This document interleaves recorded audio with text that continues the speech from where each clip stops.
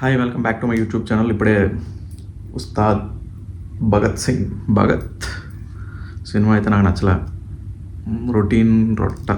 రొటీన్గా ఉంది cinema. And routine పక్కన పెడితే ఏదో సినిమా జనాలకి చూపించాలి, నచ్చాలి అని ఫోర్స్ఫుల్గా తీసినట్టు అనిపించింది నాకైతే. అండ్ ఎస్పెషల్లీ ఫ్యాన్స్ కోసమే అనేది తీసినట్టు ఉంది అది. అండ్ న్యూట్రల్ ఆడియన్స్కి అంత నచ్చకపోవచ్చు సినిమా, ఎందుకంటే మధ్యలో పాటలు వస్తాయి. పవన్ కళ్యాణ్ గారి పాటలు ఎందుకు వస్తాయి?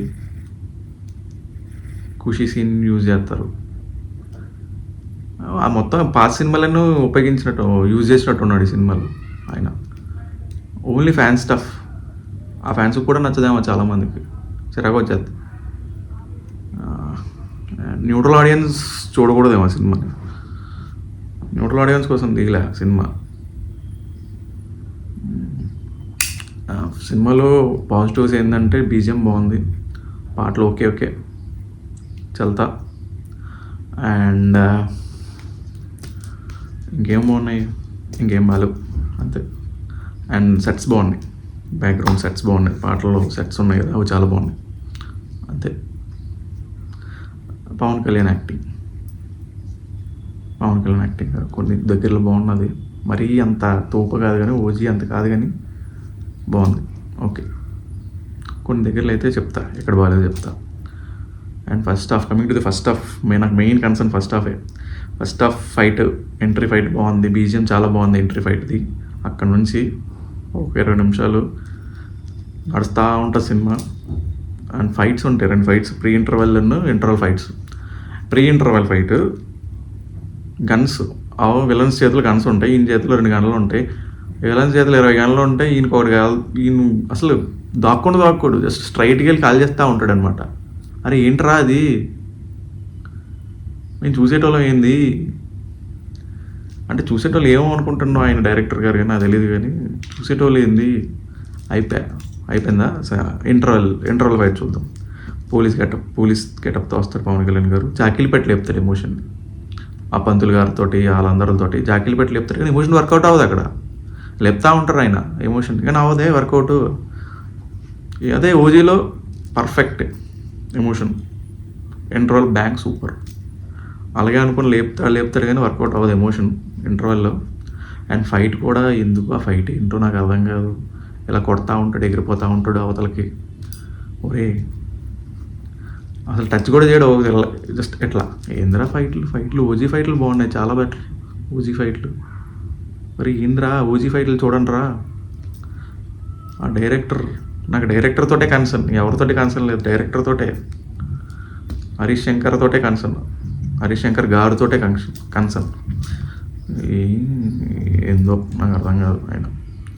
ఆయనకి ఏమనుకుంటున్నా, ఆయన ఏం తీసిన జనాలు చూస్తారా అనుకుంటుండేమో, లేదా ఓన్లీ దొరికింది కదా ఛాన్స్ తీసేద్దాం సినిమా అన్నట్టుంది ఆయన. ఫస్ట్ హాఫ్ అయితే అట్లా వెళ్ళింది. అండ్ ఫస్ట్ హాఫ్ తర్వాత సెకండ్ హాఫ్ స్టార్టింగ్లో ఒక పాత బస్తీలో ముస్లిమ్స్తో ఫైట్ ఉంటుంది ఒకటి. ఆ ఫైట్ అయితే అసలు ఎమోషన్ వర్కౌట్ అవ్వదు, ఏమవ్వదు, వెళ్ళి కొడతా ఉంటాడు అంతే పవన్ కళ్యాణ్. అంతే వాళ్ళ దగ్గరికి వెళ్ళి కత్తిలు పట్టుకుంటాడు, 2 నిమిషాలు చంపేస్తాడు వాళ్ళని, 2 నిమిషాలు చంపేస్తాడు కామెడీగా. అండ్ వచ్చేస్తాడు అనమాట, పాత బస్తీ నుంచి బయటికి నీట్గా వచ్చేస్తాడు అనమాట. Second half is better than first half నాకు అనిపించింది. ఎందుకంటే కొంచెం స్టోరీ ఉంది, ఆ సెకండ్ హాఫ్లోనే ఉంది కొంచెం స్టోరీ. స్టోరీ అంటారు, రొటీన్ స్టోరీ, బట్ ఉంది స్టోరీ అందులో. సెకండ్ హాఫ్లో ఉంది స్టోరీ. అండ్ శ్రీలీల పర్ఫార్మెన్స్ బాగుంది ఇందులో, నాకు నచ్చింది పర్సనల్గా, నాకు నచ్చింది పర్ఫార్మెన్స్. మిగతా వాళ్ళకి నచ్చవచ్చు నచ్చకపోవచ్చు, నాకు నచ్చింది కొంచెం. మిగతా సినిమాలతో పోలిస్తే ఈ సినిమా కొంచెం ఆవిడ బాగా పర్ఫార్మెన్స్ చేశారు, డ్యాన్స్ వేయలేదు. అండ్ ఒక సాంగ్ ఉంటుంది సెకండ్ హాఫ్లో, ఆ సాంగ్ కూడా చాలా బాగుంది.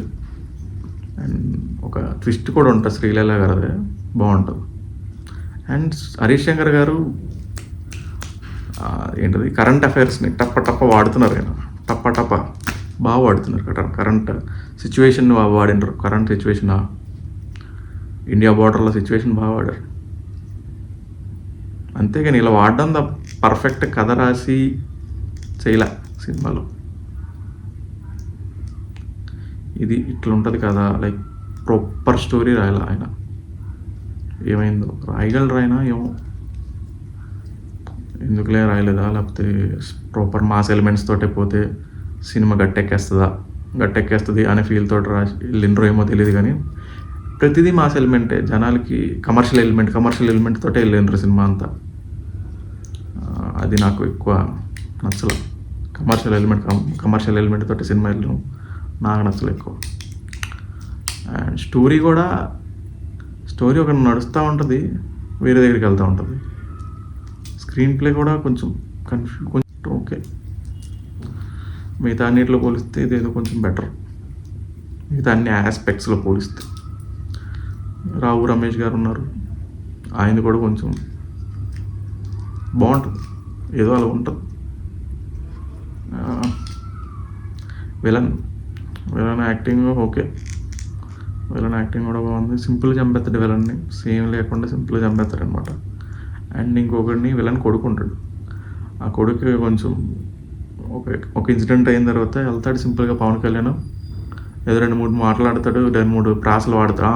ప్రాసలు అంటే గుర్తొచ్చు, సినిమాలో డైలాగులు పెట్టచ్చు, సినిమాకి రిలేటెడ్ తగ్గట్టు పెడితే ఓకే ఫైన్, నేను కాదనట్లా. సినిమాకి కథ తగ్గట్టు డైలాగులు పెట్టు ఫైన్. ప్రాసలు ఎందుకు నాకు అర్థం కాల, ప్రతిదానికి ప్రాసే. అక్కడ ఇరికించినట్టు ఉంది ఆ ప్రాసని, ప్రాస వేయాలి, ప్రాస ఉండాలి, ఇరికించినట్టు ఉంది దాన్ని. ఎందుకు ఆయన వాడితే జనాలకు నచ్చుతుంది అన్నట్టు ఉంది అక్కడ ఆయన వాడిన విధానం.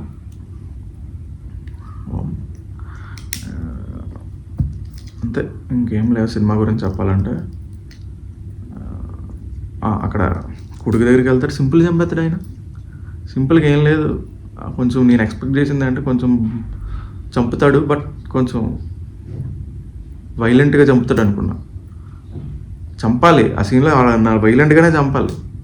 వెళ్తాడు సీఎం పక్కన కూర్చుంటాడు, సీఎం పక్కన కొడుకుంటాడు, వెళ్తాడు టప్పని లేపెత్తాడా ఏం లేకుండా.